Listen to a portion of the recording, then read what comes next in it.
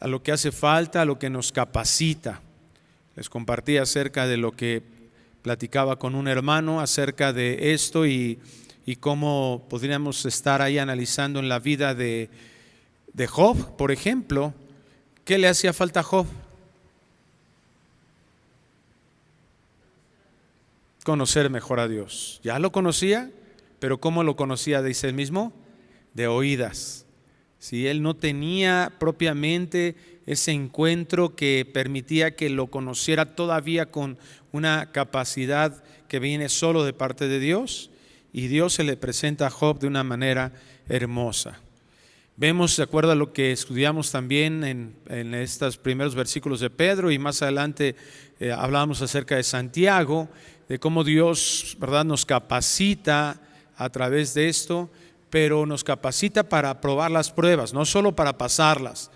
Podemos pasar las pruebas y seguir, ¿verdad?, necesitando de más prueba, seguir necesitando todavía de otra situación. ¿Por qué? Porque no estamos aprobados. Sabemos que la prueba aprobada trae paciencia, una capacidad de soportar, de permanecer con una actitud que agrada a Dios.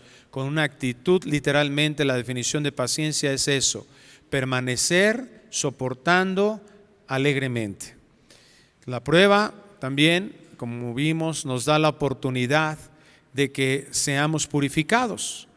En esta ilustración que utiliza Pedro, nos muestra que es la forma en que Dios nos pasa en esta ilustración como por fuego, y ahí se nota qué necesidades tenemos de ser transformados. Cuando pasamos por las pruebas y nos permanecemos en la prueba con tristeza, con dolor, cuando no hay alegría, cuando estamos constantemente enojados por lo que nos sucede, pasamos reclamándole a todo el mundo, incluyendo a Dios, quejándonos por lo que nos sucede, pues nos damos cuenta que ahí hay cosas en nuestro corazón que requieren ser renovadas en nuestro entendimiento, que necesitan ser cambiadas, sustituidas. Entonces la prueba nos da esa oportunidad de esa purificación. También la prueba hace una certificación de la fe. Si esa fe es genuina, ¿qué quiere decir? Que estamos creyéndole a Dios o que no le estamos creyendo a Dios. Esa fe implica nuestra doctrina, las enseñanzas que realmente son parte de nuestras vidas, y si eso verdaderamente es parte de nuestras convicciones. También vemos que al mismo tiempo esa purificación incluye una oportunidad de Dios para que vengamos al arrepentimiento. Oye, pues yo estoy bien enojado porque me pasa esto, yo estoy de malas todo el tiempo porque me pasa esto otro, yo estoy todo el tiempo desanimado, todo el tiempo, ¿verdad?, sin entender lo que Dios dice. Bueno, pues allí yo comienzo a darme cuenta que ese enojo requiere, en la misericordia de Dios, Dios me permite pasar por eso, porque esas reacciones que estoy teniendo requieren algo de un cambio en mi forma de pensar. No estoy entendiendo a Dios de la forma en que debe de entenderse. La prueba nos convierte también en verdaderos adoradores. Aquellos que viven la fe, vamos aún en medio de las pruebas, a adorar al Señor.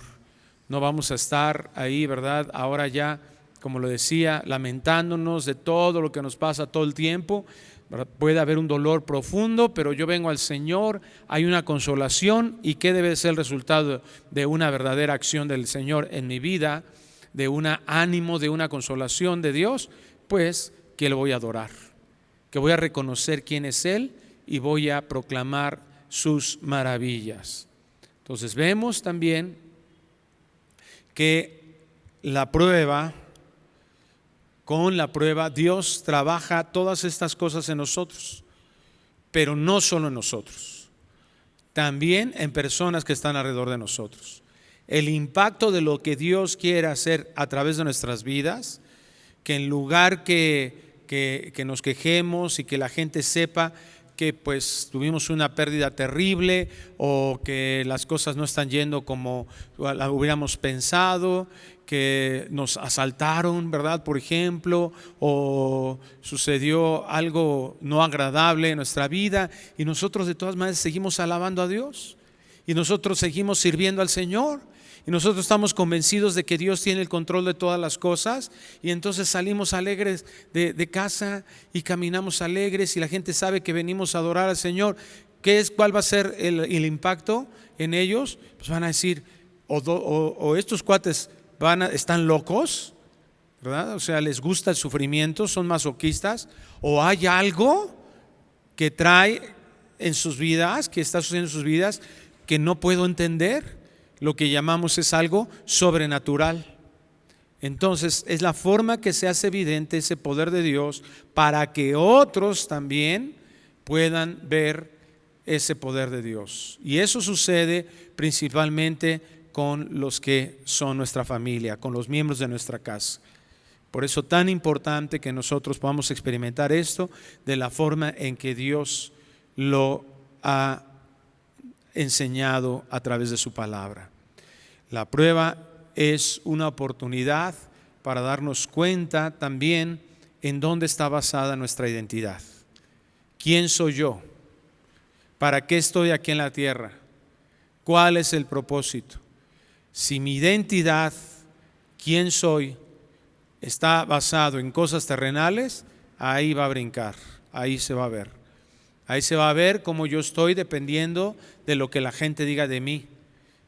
Pero en la prueba nos vamos a dar cuenta, ¿verdad?, que si no está basada nuestra identidad en el Señor, es una oportunidad para traer esa convicción. Y poníamos como ejemplo a Israel, que pues estuvo en el horno del desierto y muchos no lo aprovecharon. Muchos lo vieron como algo terrible, seguían quejando de Dios, seguían pecando, querían echarse para atrás, ¿verdad? Vámonos otra vez de regreso a Egipto porque esto no nos gusta y no estamos de acuerdo con Dios de que esté haciendo esto. Entonces tengamos cuidado porque se hacen evidente cosas en el corazón. Es un tiempo en el que ya ahora como hijos de Dios el Señor nos está enseñando que ahora tenemos tener una perspectiva diferente cuando estemos sometidos a pruebas y saber siempre que Dios tiene propósito para nuestras vidas. ¿Tiene qué? Propósito. No está el Señor jugando a los dados. Dios no está viendo a ver qué pasa. Dios no está aprendiendo algo a través de nosotros. Dios no está haciendo experimentación con nuestras vidas. Dios es el creador del universo y Él tiene un entendimiento de todas las cosas y Él sabe lo que necesita nuestras vidas y Él sabe que esa prueba va a tener el objetivo para el cual Él nos hizo pasar en ella. Entonces, hoy continuaremos escudriñando acerca de estos versículos y cómo la Escritura nos va mostrando en relación a lo que realmente es creer en Dios y cómo estas situaciones, como Pedro estaba escribiendo a la iglesia, pueden llevarnos a una madurez espiritual, es decir, para que se obtenga el fruto de la prueba. Hoy le he llamado así este nombre. Prácticamente vamos a ver en la segunda parte de lo que estuvimos viendo la semana pasada, el fruto de la prueba. Primera de Pedro capítulo 1:3, voy a volver a leer desde el versículo 3 hasta el versículo 9 para terminar de estudiar esta porción de la Escritura. Recordamos que esta carta, ¿a quién les escribe el apóstol Pedro? A los expatriados, a los de la dispersión, a los que estaban sufriendo persecución, a los que habían tenido que dejar todo atrás de sus vidas hasta ese momento en el que pues los tienen que sacar por su fe, no por algún delito que ellos habían cometido, sino por lo que ellos creían por lo que ellos testificaban, eso es lo que los hizo llevar a esta condición. Y vamos a leer lo que les dice el apóstol Pedro desde el versículo 3 nuevamente. Bendito el Dios y Padre de nuestro Señor Jesucristo, que según su grande misericordia nos hizo renacer para una esperanza viva, por la resurrección de Jesucristo de los muertos, para una herencia incorruptible, incontaminada e inmarcesible, reservada en los cielos para vosotros, que sois guardados por el poder de Dios mediante la fe, para alcanzar la salvación que está preparada para ser manifestada en el tiempo postrero. Entonces vamos viendo aquí, ¿verdad?, que Dios nos está hablando de ese proceso en el cual nosotros, elegidos desde la eternidad, se manifiesta esa promesa en la obra de Cristo Jesús para nuestra justificación, en el momento en que el Espíritu Santo nos trae esa convicción de pecado, de justicia y de juicio, nos da la fe, el regalo de la fe para que creemos, es decir, Él nos hace nacer de nuevo en estas cosas, se manifiesta de esta manera, y ahora inicia ese proceso de santificación que será cumplido en, como dice aquí, para alcanzar la salvación. Está hablando de cuando lleguemos, ¿verdad?, cuando este proceso de salvación se concluya, que estemos por la eternidad con Cristo, ¿verdad?, en la eternidad con Él, en un cielo nuevo y una tierra nueva, esperando dice aquí, la manifestación de ese tiempo postrero. El versículo 6 sigue diciendo: en lo cual vosotros os alegráis, aunque ahora por un poco de tiempo, si es necesario, tengáis que ser afligidos en diversas pruebas, para que sometida a prueba vuestra fe, mucho más preciosa que el oro, el cual, aunque perecedero, se prueba con fuego, se hallada en alabanza, gloria y honra cuando sea manifestado Jesucristo, a quien amáis sin haberle visto, en quien creyendo, aunque ahora no lo veáis, os alegráis con gozo inefable y glorioso, obteniendo el fin de vuestra fe, que es la salvación de vuestras almas. Oremos, por favor. Padre, gracias por tu palabra. Permite que el día de hoy podamos comprenderla. Señor, que verdaderamente podamos obtener ese mensaje con el que tú escribiste, o tu siervo escribió, Señor, tú inspiraste. Permite, Dios, que esta palabra traiga un efecto en nuestras vidas transformador, que podamos completar, Señor, lo que hemos estado entendiendo y convencernos, Dios, que si somos pasados por tribulaciones o pruebas, habrá un propósito tuyo que debemos nosotros de llevar a nuestra vida. Te bendecimos y te pedimos todo esto en el nombre precioso de Cristo Jesús. Amén. ¿Puede decir amén? Bueno, la siguiente forma en la que actúa Dios, o el fruto, lo que provoca el Señor al hacernos pasar estas pruebas, es que al experimentar el poder de Dios a través de la prueba, y no necesariamente es que solamente nosotros seamos aquellos que recibimos respuesta o seamos quitados de la prueba. Es decir, la manifestación del poder de Dios no va a ser exclusivamente cuando te enfermes y seas sanado. Y a veces estamos esperando ese tipo de manifestaciones del Señor en nuestras vidas, y entonces decimos, bueno, cuando eso suceda, entonces ya voy a agradecer a Dios. Cuando eso suceda, entonces ya sé que Dios se manifestó. Y es algo que la Biblia no enseña. Mira en Filipenses capítulo 4, cómo el Señor nos hace una invitación a través del apóstol Pablo, en algún sentido a lo mismo que Pedro lo acaba de hacer en los versículos que leímos. Dice Filipenses 4:4, regocijaos en el Señor. ¿Cuándo dice? Siempre. Es decir, no solo cuando las cosas vayan bien, siempre. Regocijaos en el Señor siempre. Otra vez digo, regocijaos.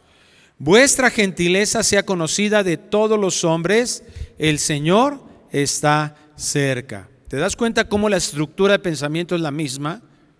¿A qué nos invita a mirar el apóstol Pedro? ¿Qué nos está hablando? Nos está hablando de nuestra salvación, ¿cierto?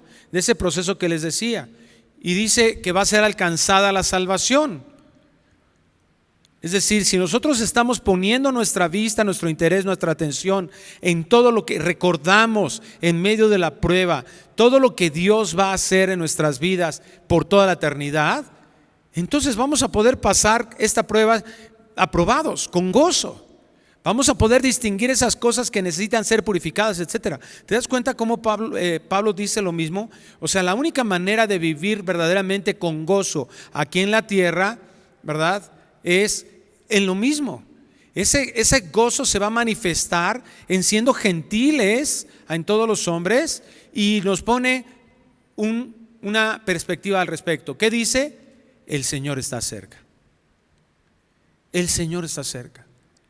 O sea, esto que está pasando no es solamente algo que esté a la deriva. Dios está cerca, tranquilo. O sea, el Señor viene por nosotros. Nuevamente, ¿verdad?, nos hace ver de alguna forma una perspectiva escatológica. Santiago hace lo mismo. Es decir, la Biblia nos está enseñando que no podemos estar puesta nuestra atención. Algo sucede que no esperábamos, algo sucede doloroso. Recuerda algo: nuestra vida no está diseñada para vivir en esta tierra, sino con la eternidad en la presencia de Dios. Y sigue diciendo, ahora Pablo nos da como una herramienta, nos dice qué tenemos que hacer en la práctica para que esto sea posible, para que en todas las circunstancias de nuestras vidas estemos realmente con regocijo, con gozo. ¿Ok? Dice, por nada estéis afanosos. ¿Qué nos puede traer al afán? Pues una prueba, ¿verdad? Un problema, una necesidad económica, una enfermedad. Es decir, ¿qué es el afán? Bueno, el afán se traduce en Pedro, lo vamos a ver más adelante. La palabra afán se traduce también como ansiedad. Es decir, una preocupación constante, dice una definición. Estar todo el tiempo preocupado, todo el tiempo preocupado, todo el tiempo. ¿Y qué dice el Señor? Eso no está bien. Por nada estéis afanosos. No existe una razón para que la pasemos preocupados todo el tiempo. Si viene una preocupación o una razón de preocupación, hay algo que hacer, y Pablo nos dice qué hacer.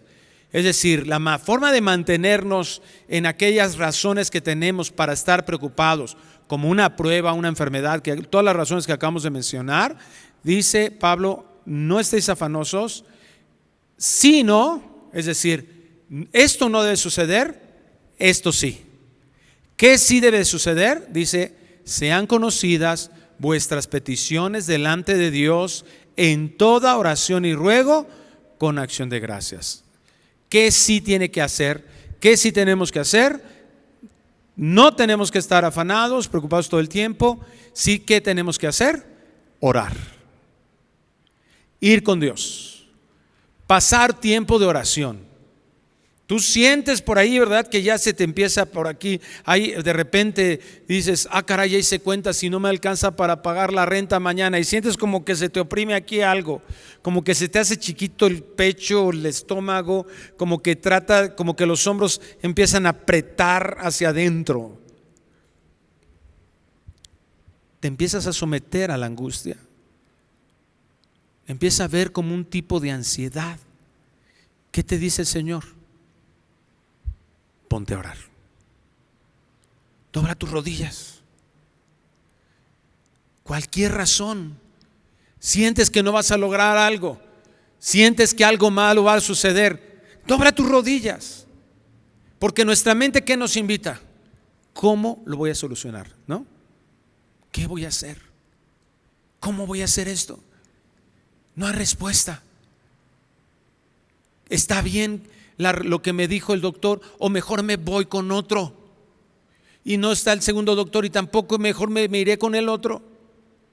Antes de hacer algo, antes de ir a hablar con tu maestro para ver si te da una oportunidad de mejorar tu calificación, dobla tus rodillas. Toda oración y ruego, Pero ahora nos dice cómo orar. Con acción de gracias. ¿Cuándo das las gracias? ¿Cuándo damos gracias? ¿Pides una comida? ¿Te la sirven? Y entonces, ¿qué dices? Gracias. Terminas de comer en el lugar donde te invitaron y ¿qué dices? Gracias. Te abren la puerta, ¿verdad?, del lugar donde vas a entrar. Gracias. Es decir, normalmente nuestro pensamiento, ¿cuál es? Doy gracias cuando ya recibo las cosas. Pero aquí Pablo no está diciendo eso. El Espíritu Santo no inspiró a Pablo para decir eso. Dice, tú ora con acción de gracias. ¿Eso qué implica? Fe. Fe de que Dios tiene el control de todo. Fe de que eso que nosotros creemos que es una buena razón para estar preocupados, Dios te dice, no te preocupes. Yo tengo eso bajo mi control. Y eso es lo que tenemos que agradecer. Implica una fe en quién es Dios. Ahora, fíjate lo que dice el versículo 7, lo vamos a leer.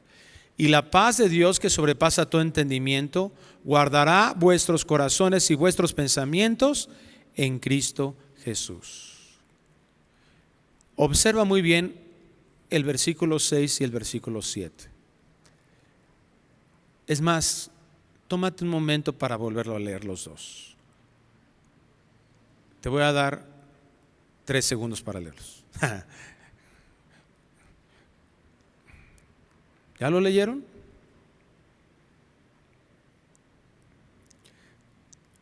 Ahora busquen ahí cuándo promete Dios que nos va a quitar la prueba, que nos va a quitar la aflicción, que nos va a quitar la razón por la cual estamos afanosos.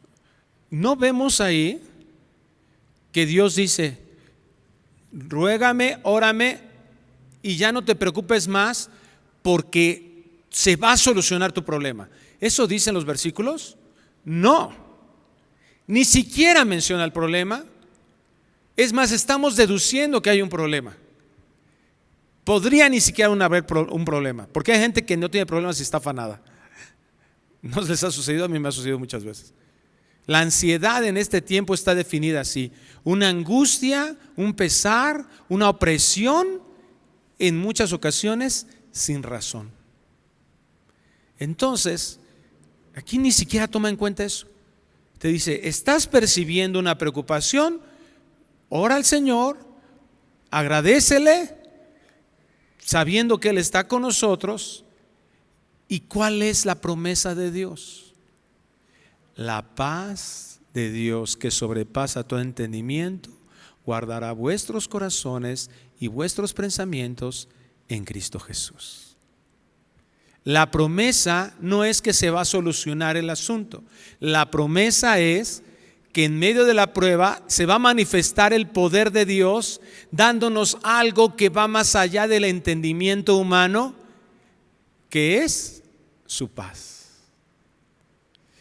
Hay una ilustración que el pastor Armando Alducin siempre da para poder definir lo que es la paz, para que entendamos qué es la paz de Dios en nuestras vidas.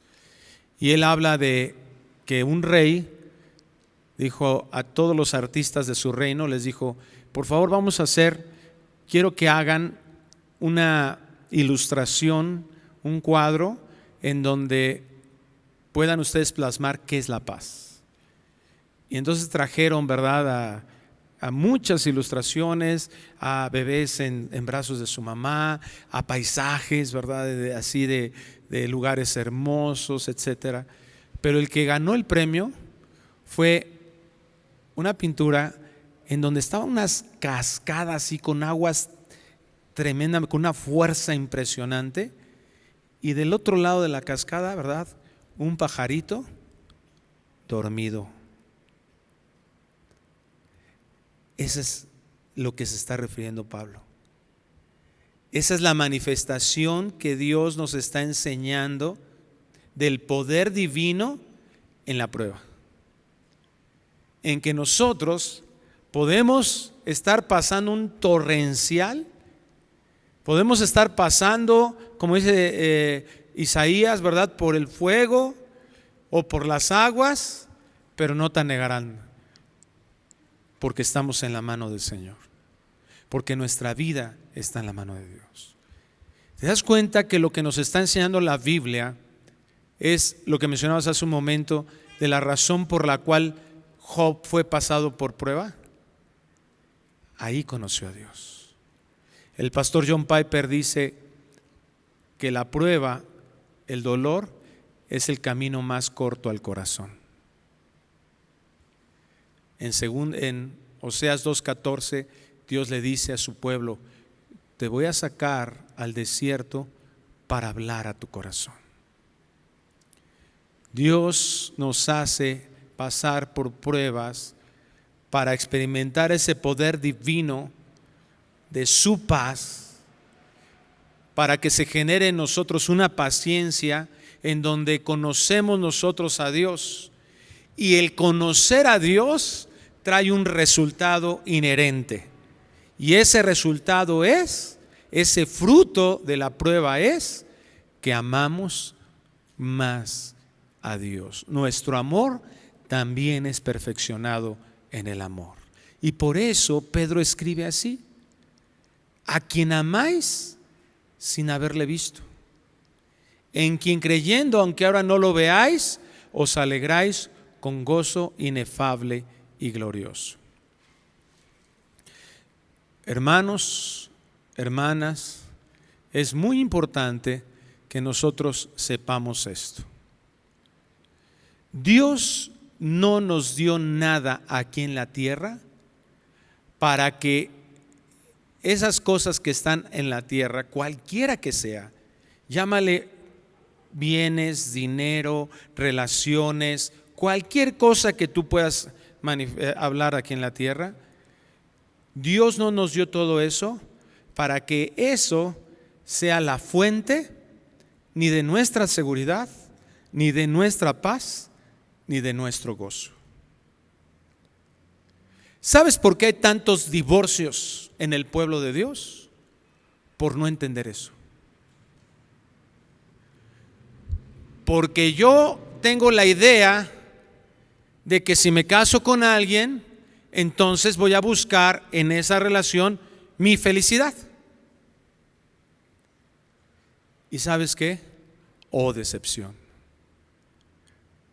Porque nunca diseñó Dios para eso. Búscalo en toda la Biblia. ¿Cuándo vemos la definición de matrimonio en la Biblia? Bueno, en Génesis 2:25, aunque no lo dice literalmente, lo implicamos, y en Efesios capítulo 5, Pablo lo utiliza. En Mateo 19, Jesucristo lo utiliza. Esa misma definición. Por tanto, dejará el hombre a su padre y a su madre, y se unirá a su mujer, y serán una sola carne, y serán felices para siempre. ¿Así dice el texto? ¿Qué dice? ¿Hasta dónde me quedé? Y serán una sola carne. Punto. Punto y aparte. Y luego dice: estaban ambos en el huerto y desnudos y no se avergonzaban. Pero nunca dice: y serán felices para toda la vida. Eso es lo que nos ha inundado Hollywood. Es lo que nos han inundado las telenovelas. Eso es lo que nos han inundado las fábulas y todas las historias de aparente amor y de romanticismo, en el que estamos esperando, ¿verdad?, que llegue nuestro príncipe valiente en un caballo blanco y nos agarre así, ¿verdad?, como si te estuvieras subiendo de mosca al pecero, ¿verdad?, y te agarre, ¿verdad?, y te aviente atrás, y ahora sí vámonos a ser felices para toda la vida. Nos han vendido eso. ¿Sabes por qué? Porque si logramos convencer a alguien, o más bien, lo que se ha logrado convencer en nuestra sociedad es que todo es usable para mi bienestar. ¿Y cuál es el grave problema de eso?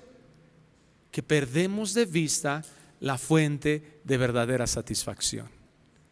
Y esa fuente de verdadera satisfacción es Dios mismo. Si yo estoy tan satisfecho con la persona que estoy, mi amigo, mi novio, mi esposo, mi hermano, mi hermana, El día que esa persona parta de este mundo, ¿qué va a suceder? O se vaya, ¿qué va a suceder? Me cortaron el agua. Yo voy a dejar de funcionar. ¿Por qué? Porque esa la utilicé como la fuente de mi satisfacción, de mi alegría, de mi seguridad y de mi paz. Repito, ¿por qué los matrimonios están funcionando? Hermanos, porque nadie puede cargar con esa responsabilidad. Porque si tú te estás recargando en alguien para que esa persona sea tu seguridad o tu gozo o tu paz, imagínate, pobre persona, pobre hombre, pobre mujer, está cargando con algo que no puede llevar. Y de repente ves a maridos que ya están así, ¿verdad? Así de, híjole, es que ya no sé qué hacer. Y con una estrés, ¿verdad? Y terrible, y con la presión alta, y con la diabetes, y con todo, ¿verdad? ¿Por qué? Pues porque lleva años tratando de cargar con algo que Dios no le encargó. Y te pones tan tenso, ¿verdad? Y de repente tú volteas y tu hijita te viene y te dice, papá, ¿verdad que nunca te vas a morir? Y tú, ¿qué va a suceder si me muero? Y empezamos, ¿verdad? Con unos problemas de ansiedad, y apenas te viene una mala noticia de que algo no está bien en tu salud, y tú, y si ya traes la presión alta, después te dan esa noticia y ahora se te sube más. ¿Y qué dice Dios? Por nada estéis afanosos. Algo no está funcionando bien. Entonces impedimos que el poder de Dios se manifieste en la manera que Dios ha prometido manifestarse, porque estamos queriendo ocupar o queriendo que alguien ocupe el lugar de Dios. Y es una carga demasiado pesada para alguien, y por otro lado es demasiado egoísmo tratar de generarle esa carga a alguien. Dios es la fuente de toda satisfacción para un hijo, para sus hijos. Y ese es el círculo vicioso en el que nosotros tenemos que entrar.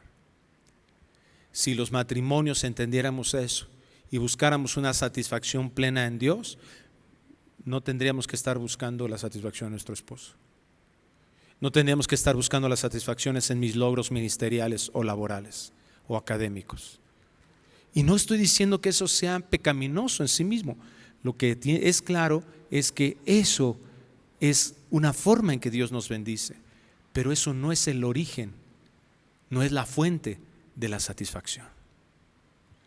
Logro una carrera, me gradúo, logro un buen negocio, ganamos dinero, lo agradecemos, pero sabemos que la fuente, eso podría estar o podría no estar.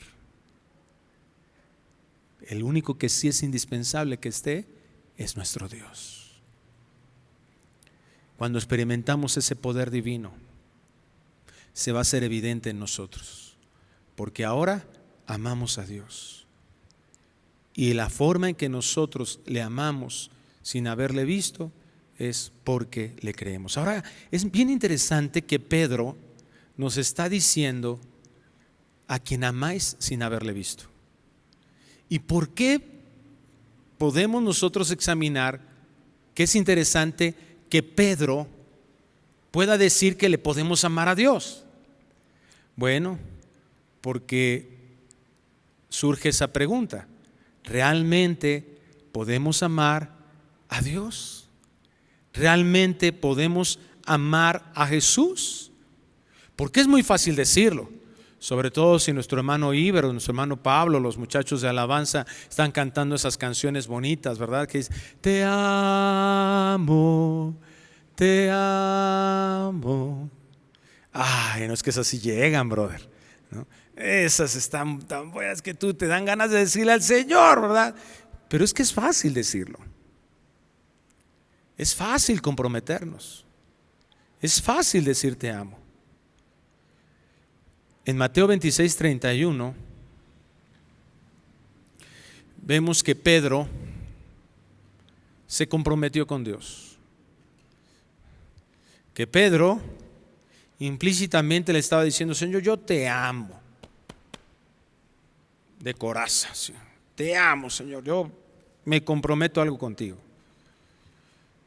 Vamos a leer rápidamente Mateo 26, 31. Dice: entonces Jesús les dijo: todos vosotros os escandalizaréis de mí esta noche, porque escrito está: heriré al pastor y las ovejas del rebaño serán dispersadas. El Señor Jesús está recordando una porción de la Escritura, está recordando una porción de Zacarías. Pero te das cuenta, el Hijo de Dios, el que es la verdad y lo que emana de su boca siempre es verdad, eso significa que corresponde a la realidad, está diciendo: muchachos, se van a escandalizar de mí. Y luego les promete, versículo 32, pero después que haya resucitado iré delante de vosotros a Galilea. Pero fíjate cuál es la respuesta de Pedro. Pedro se avienta una predicación que cualquier predicador, pastor o maestro le gustaría tener. ¿Por qué digo eso? Porque tuvo un 100% de éxito. Es decir, todos dijeron a Pedro, hicieron lo que Pedro dijo que él haría. Eso quisiéramos los predicadores. Yo quisiera que después de esta predicación todos ustedes dijeran: ok, voy a pasar por la prueba y sé que eso me va a ayudar a conocer a Dios y eso me va a llevar a amar a Dios más, etcétera, ¿verdad? Y que eso sea su convicción, y cuando pasen por la prueba, el día que los vemos pasar por la prueba, ustedes estén alabando a Dios y sonriendo y gozándose porque saben que Dios está con ustedes.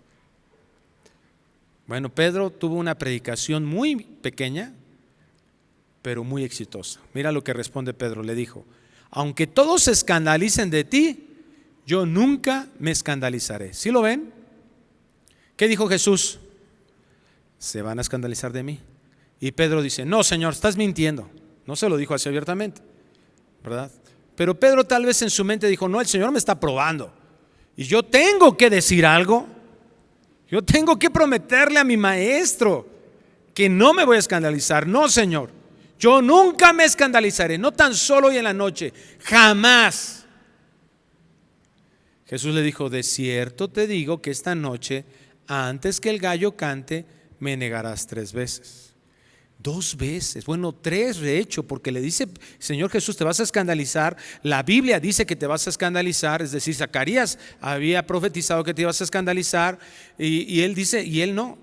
A ver, Pedro, no tan solo te digo que te vas a escandalizar, te voy a decir cómo te vas a escandalizar. 3 veces me vas a negar.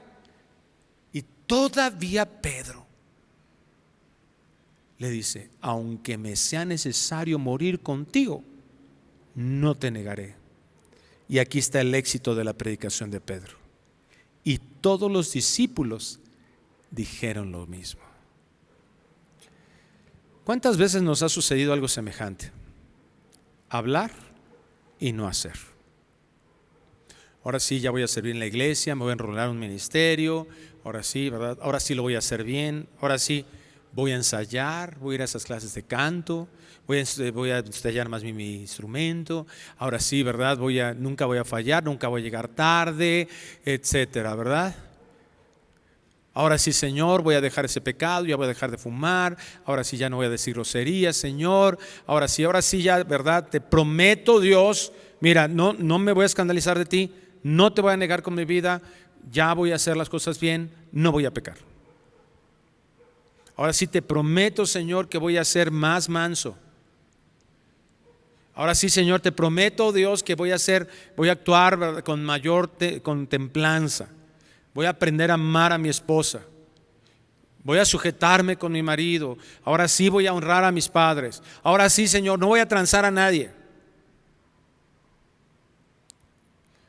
¿Por qué nos comprometemos sin cumplir? Bueno, hay varias razones. 1 Juan 5:1 nos dice la primera que tenemos que considerar. Todo aquel que cree que Jesús es el Cristo es nacido de Dios. Y todo aquel que ama al que engendró, ama también al que ha sido engendrado por él. Bueno, hay alguien que puede prometer muchas cosas a Dios, pero no tiene los recursos para hacerlo. ¿Por qué? Porque aquí dice 1 Juan 5:1, no ha nacido de nuevo. Ese es el primer punto. Examina tu vida. Dice Pablo también en la segunda carta a los Corintios: no debe ser que encuentres que estás reprobado. pero reprobado, reprobado, es decir, que no eres hijo de Dios, que no estamos en la fe. Número 2, vemos aquí a Pedro: aunque me sea necesario morir contigo, no te negaré. Muchas veces no entendemos lo que hablamos. Pedro no entendía lo que estaba diciendo. Hay personas que dicen amar, ¿verdad?, pero que realmente no aman. Muchos de nosotros podemos estar en esa situación, no conocemos el verdadero significado del amor y lo hemos limitado a una situación emocional. ¿Has visto a dos adolescentes? Yo recuerdo cuando iba a la secundaria a recoger a mis hijos a su secundaria, y yo veía muchachitos ahí, ¿verdad?, así como tortolitos ahí abrazaditos, ahí bien prensados, y ay, te amo, te amo. Y a las 2 semanas el muchacho estaba con otra, ¿no? Estamos acostumbrados a una definición de amor como Pedro. Él no entendía realmente lo que estaba diciendo, ni los discípulos. Pero ¿qué fue lo que siguieron los discípulos? Lo que les parecería cool, lo que les parecería bueno, lo que les parecería bien. Es decir, seguir una corriente nada más. Es lo que muchas veces nos pasa. Todos los discípulos dijeron lo mismo: mira, somos excelentes imitadores. Basta con ir a una iglesia y darte cuenta que hay personas que realmente no han nacido de nuevo, pero aquí en la iglesia todos parecen cristianos. Sería buena prueba, ¿no? El próximo domingo levantar. A ver, levanten la mano todos aquellos que se consideren cizaña. No, pues nadie levanta la mano, ¿verdad? Todos se consideran trigo. Todos se consideran hijos de Dios.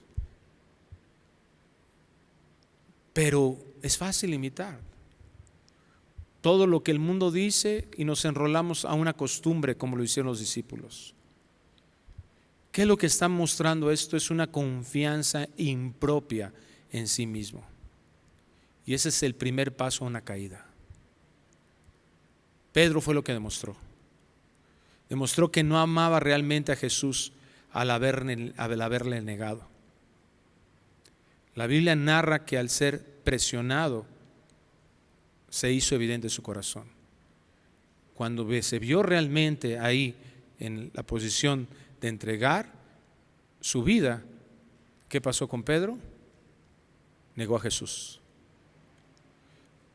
La prueba demuestra lo que realmente hay en nuestro corazón. Pero ¿qué es lo que sucede? ¿Qué pasó con Pedro? Que demostró que no había amado al Señor y lo negó. Y ahora escribe en su carta: a quien amáis sin haberle visto. Es decir, ¿qué sucede entre Mateo 26 y 1 de Pedro 1? En ese tiempo en el que, ¿qué pasó con Pedro? Bueno, pues lo que pasó con Pedro es que Dios mostró su gracia con Pedro. Porque él no estaba escribiendo algo que no era posible o no cierto. Es decir, realmente podemos llegar a amar al Señor. La gracia que nos lleva a creer en el Evangelio y que echa fuera la incredulidad. ¿Qué le dice Jesús a Tomás? Tomás, creíste porque me viste. Más bienaventurados los que no vieron y creyeron. No se le llega a la fe por la capacidad humana, sino el poder de Dios. Y esto es lo que al final es lo que el Señor quiere que nosotros veamos. Hermanos, el amor no es solo un sentimiento. El amor verdadero implica una verdadera obediencia. Hay un fruto del verdadero amor a Dios. Jesucristo lo dijo en Juan 14:21. El que tiene mis mandamientos y lo guarda, este es el que me ama. La obediencia es el más claro fruto del verdadero amor a Dios. Y el que me ama será amado por mi Padre, y yo le amaré y me manifestaré en él. Entonces no es solo sentirme bien o sentir cosas bonitas. Es imposible para el hombre amar a Dios, pero no imposible para Dios. Es imposible por nosotros mismos. Para amar y para obedecer a Dios necesitamos a Dios. Él es la fuente. Primera de Juan 4:8 lo dice. Dios es amor. De Él emana el amor. Si no conocemos a Dios, entonces no podemos amar a Dios. ¿A quién amáis sin haberle visto? En quien creyendo, aunque ahora lo veáis, os alegráis con gozo inefable. Entonces Pedro está afirmando el amor en los hijos de Dios. Pero ¿cómo llegó aquí? ¿Cómo llegó hasta aquí? Bueno, vamos rápidamente a Juan capítulo 21, versículo 15, y lo voy a leer en la Nueva Biblia de las Américas, porque la Biblia Reina Valera 60 tradujo dos vocablos que se utilizan en este pasaje: amar. Utilizamos la palabra ágape para amor y la palabra fileo para amor. Entonces aquí en la Reina Valera 60, aunque las ambas significan lo mismo, ¿verdad? Pero no significan lo mismo. Se traducen como lo mismo, no significan lo mismo. ¿Sí? Entonces permítanme leérselas en la Nueva Biblia de las Américas, porque ya no vamos a analizar la Reina Valera 60, pero aquí nos da la muestra de lo que es una mejor traducción aquí en Juan 21:15. Cristo ya está resucitado y dice que cuando acabaron de desayunar, es decir, Cristo se les presenta ahí en la playa, los manda a llamar, está ahí, ¿verdad? Y come con ellos. Y Jesús dijo a Simón Pedro: Simón, hijo de Juan, ¿me amas más que estos? Sí, Señor, tú sabes que te quiero, le contestó Pedro. Jesús le dijo: apacienta mis corderos. Observemos aquí. La Reina Valera, repito, te responde ahí: Señor, tú sabes que te amo. Porque en alguna acepción la palabra fileo puede significar amor, pero se tradujo como amor. Pero realmente la palabra significa más en nuestro lenguaje esto: Pedro, ¿me amas? Ágape. Sí, Señor, tú sabes que te quiero. ¿Recuerdan en Mateo 26 qué hizo Pedro? Señor, yo no me escandalizaré de ti. No, yo nunca te daré, te daré mi vida. ¿Qué le encarga Cristo ahí? ¿Le encarga algo? No. Pero aquí sí. Eso es lo que sorprende. Señor, tú sabes que te quiero. Mira, la mayoría de nosotros queremos que la gente nos ame, ¿cierto? Y que nos los diga y que nos lo demuestre. Y parecería que aquí Pedro pues baja de nivel, ¿no? Dice: Pedro, ¿me amas, Señor? No lo dice la Biblia, pero lo podemos inferir claramente porque vemos el contexto bíblico. Señor, te prometí que no te iba a negar, te negué 3 veces. ¿Cómo te voy a decir que te amo? Hay algo en mi corazón innegable, pero lo único que realmente te puedo decir es: te quiero. Lo que a mí me impactó cuando descubrí estas diferencias de palabras es lo que sigue diciendo Jesús: apacienta mis corderos. Esta es la labor que en el capítulo 4 nos va a decir Pedro, es lo que hace un siervo de Dios. Un anciano, dice ahí. Pablo en 1 Timoteo 3 le llama obispo, y actualmente nosotros les llamamos pastores. Cristo le está diciendo: Pedro, cuida, alimenta a mis ovejas, a mis corderos. ¿Qué estaba haciendo Jesús? Lo estaba ordenando como pastor. Ahora sigamos leyendo. Volvió a decirle por segunda vez: Simón, hijo de Juan, ¿me amas? Sí, Señor, tú sabes que te quiero, le contestó Pedro. Jesús le dijo: pastorea mis ovejas. Jesús le dijo por tercera vez: Simón, hijo de Juan, ¿me quieres? Y pues ahí sí ya se puso triste Pedro, porque le preguntó la tercera vez: ¿me quieres? Y respondió: Señor, tú lo sabes todo, tú sabes que te quiero. Y entonces Jesús por tercera vez le dice, apacienta ahora mis ovejas.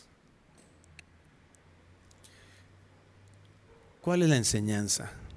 ¿Por qué Pedro puede decirle a la iglesia, ustedes aman a Dios? Cuando es confrontado en esta pregunta, le dice, Señor, yo no te amo, te quiero.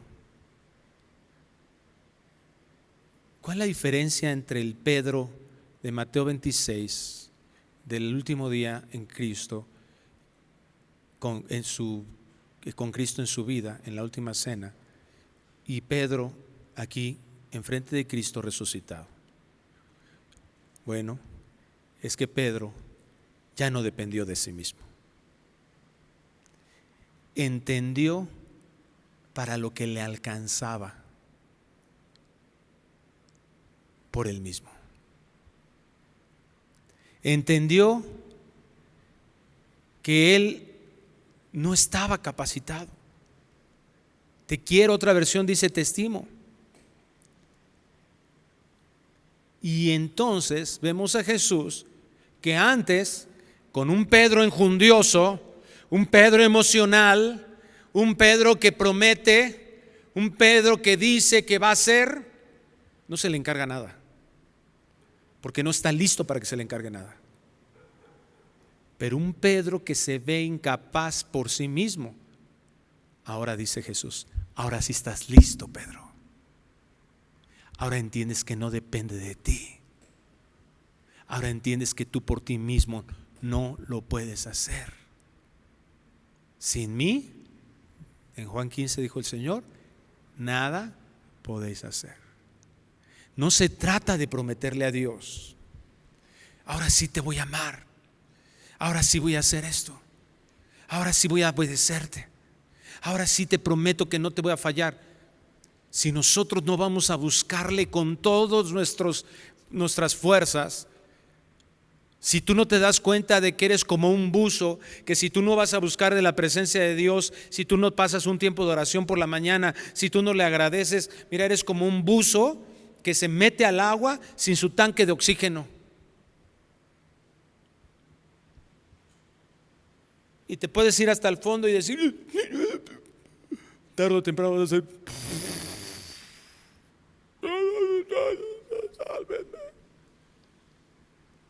lo que está haciendo Dios es hacernos ver nuestra grande incapacidad. Y eso es como cierra esta porción Pedro, obteniendo el fin de vuestra fe, que es la salvación de vuestras almas. ¿Hacia dónde se apunta? Hacia el Evangelio, hacia el entendimiento de lo mismo que nos hizo venir a que Cristo como Salvador es el único que puede hacernos permanecer. Dice la palabra de Dios para todos de este versículo. Esto significa que están recibiendo la salvación, que es el resultado de su fe. Entonces, ¿qué nos está diciendo el Señor? Que ese regalo de la fe que nos da el Señor nos va a hacer permanecer. Estamos recibiendo esa salvación, es un proceso de Dios, es algo que Dios no va a abandonar, pero que en ese proceso Dios nos está haciendo entender que sin Él no podemos pasar ninguna prueba, y mucho menos, o pasar una prueba y ser aprobados. Que si nosotros no nos reconocemos necesitados, Pedro cambió su condición por el Espíritu. Cristo lo hace evidente. Pedro, no eres tú, soy yo en ti. No es lo que tú me quieras prometer, sino que te des cuenta de esa penosa necesidad que tienes. Y es lo mismo, es la enseñanza que Dios quiere darnos. Solo la sangre preciosa de Cristo nos ha salvado, nos ha redimido, nos ha limpiado de todo pecado. Pero solo su obra es lo que ganó Él, es lo que nos hace permanecer. Solo dependiendo de Él es lo que nos hace verdaderamente amarle, porque Él es la fuente de ese amor. Dios es amor. Si yo no estoy conectado con esa fuente día con día, entendiendo eso, entonces, tarde o temprano, mi amor en mi imperfección va a no resultar ser evidente en mi vida. Es tan notorio. Es tan notoria una iglesia que no está ocupada por buscar obedecer a Dios y amarle. Es tan notoria una iglesia que no está ocupada en buscar su presencia y deleitarse en Él. Es tan notorio, padres y madres, que no estamos ejemplificando y viviendo el Evangelio. Y Dios tiene que pasarnos por esas pruebas para darnos cuenta de esa necesidad imperiosa que tenemos de depender día y noche de Él. Dios quiera que podamos tener esta convicción, porque es lo único que realmente nos va a llevar a conocerle, amarle como Él nos amó, y a entender que sea lo que sea que tengamos que vivir, sus promesas son fieles y verdaderas, y que en la medida que nosotros pasemos por ellas de su mano, podemos confiar en Él, conocerle, amarle, y el resultado, el fruto será una obediencia constante en nuestras vidas. Vamos a orar. Padre, gracias te damos por tu palabra. Señor, ahora entendemos lo que tú quieres hacer con nosotros, y Padre, pedimos porque realmente eso sea una evidencia en nuestras vidas. El pasar por pruebas y vivir de una forma diferente, obedeciéndote a ti, debe de ser el resultado. Ayúdanos, Señor, para tomar las decisiones importantes, de ordenar nuestras vidas, para que estemos buscando tu rostro día y noche, constantemente, conectados, Señor, contigo, la fuente de todo bien, la fuente de amor. Que seas en ti, Señor, donde nosotros tengamos verdadera seguridad en nuestras vidas, no en lo que obtenemos de logros, de dinero, de bienes. Por eso tantos en la iglesia somos tan avaros con nuestros bienes, porque siempre los vemos como un logro personal y no como una bendición tuya. Permite, Dios, que entendamos tu palabra y que estemos dispuestos a dejar atrás cualquier cosa por ti, porque ese es el ejemplo de lo que hizo Cristo por nosotros. Gracias, Dios, por ser tan bueno, por tu palabra, y llévanos, Dios, a vivir para ti en todo. En el nombre de Cristo Jesús. Amén y amén. Que Dios les bendiga, hermano.